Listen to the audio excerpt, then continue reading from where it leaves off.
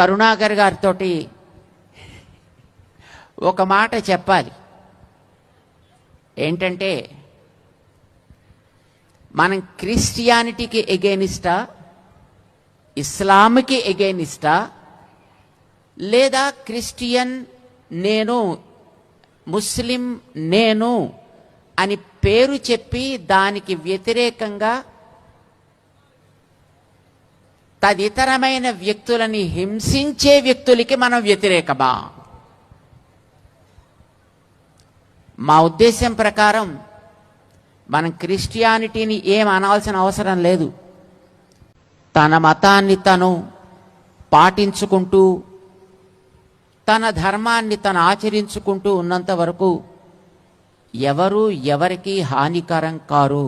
ఎవరి మతాలకి సంబంధించినటువంటి చరిత్ర వారికి ఉంటుంది. చెప్పు, నీ తల్లిని గురించి చెప్పు, నీ తండ్రిని గురించి చెప్పు. నా తండ్రి the best father, the best mother, చక్కగా చెప్పుకో.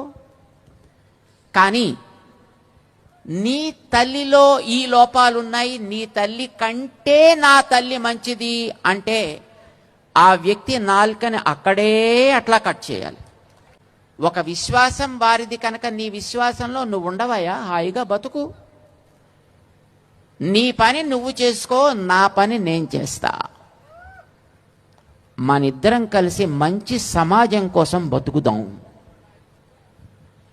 సమాజంలో నువ్వు బ్రతకాలి, నేను బ్రతకాలి, ఇద్దరం కలిసి బ్రతకాలి. ఉండే సమాజం కొంతే. ఆ సమాజంలో ఎదటివాడిని నువ్వు ఆక్షేపించి వాడితోటి దెబ్బలాడుతూ కొట్టుకుంటూ తిట్టుకుంటూ ఆక్షేపించుకుంటూ అవమానించుకుంటూ ఇది తప్పు.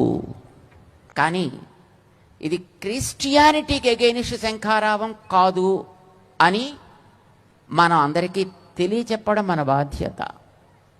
చాలామంది క్రిస్టియన్స్ చూసాం. ఎందుకంటే అక్కడక్కడికి వెళ్ళినప్పుడు నిజమైన క్రిస్టియన్ ఎప్పుడు కూడా ఎవరిని ఆక్షేపించడు, ఎవరిని అవమానించడు.